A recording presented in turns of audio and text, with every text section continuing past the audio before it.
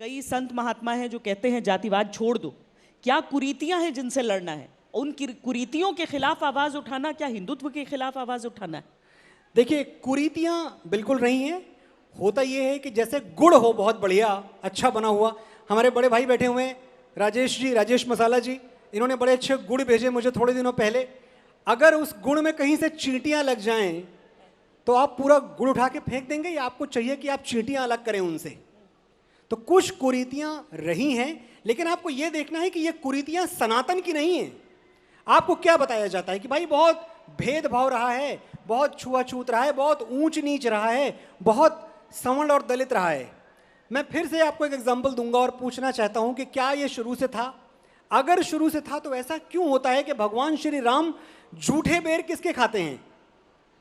शबरी के खाते हैं। शबरी कौन थी? एक दलित, एक वंचित समाज से आती थी। भगवान, वहां कुछ शोर शराबा हो रहा है। भगवान श्री राम अपने राज्याभिषेक में किसको बुलाते हैं? निषाद राज को बुलाते हैं। निषाद राज वनवासी वंचित समाज से आते थे। भगवान श्री राम दोस्त किसे बनाते हैं? मित्र किसे बनाते हैं? सुग्रीव को। सुग्रीव फिर से वनवासी वंचित समाज से आते थे। तो ये कुरीतियां, ये ऊंच नीच, ये हमारी परंपरा नहीं रही है। और जब ये कहते हैं कि भैया सती प्रथा, मैं बड़ा जिक्र सुनता हूं कि आप तो इतने पिछड़े हुए हो कि आपके यहां महिलाएं सती हो जाती थीं।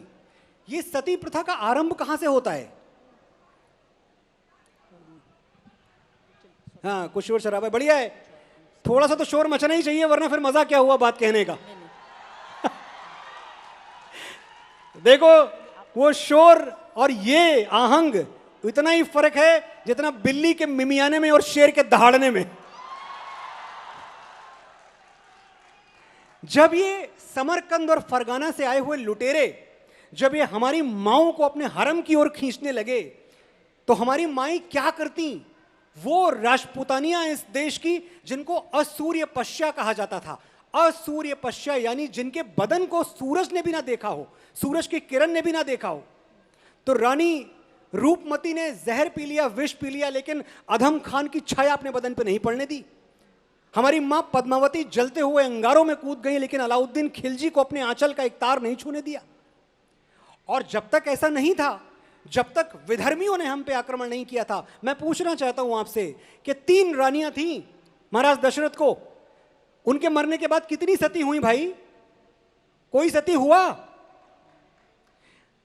महाभारत काल आप देखें, कितनी लाशें गिर गईं, कितने वीर वीरगति को प्राप्त हुए। 100 तो कौरव थे। आप मुझे उठा के लाएं, बताएं कि भाई जब 100 कौरव मरे तो इनमें से एक की भी पत्नी ने, किसी ने आत्मदाह किया हो, कोई चिता में जली हो, किसी ने सती किया हो अपने आप को? ये सब बातें बहुत बात की हैं। ये कुरीतियों से ही लड़ने का एक सेल्फ डिफेंस मैकेनिज्म था।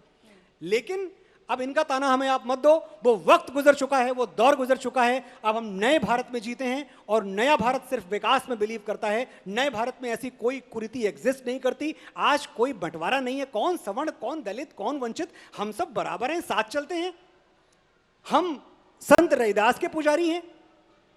जब कुछ लोग आपको कहते हैं कि भाई संत रैदास, उनके नाम पे गले में क्रॉस पहने घूम रहे हो, ये वाली बेवकूफी तो कभी मत करना मेरे भाई।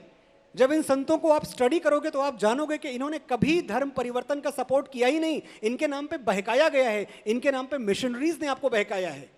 कोई भी बड़ा साधु संत इस देश का, कबीर से लेकर रैदास तक, किसी ने धर्म परिवर्तन को सपोर्ट नहीं किया। हिंदू हिंदू एक हैं और हमें मिल के एक रहना होगा और हिंदुत्व को आगे लेके जाना होगा।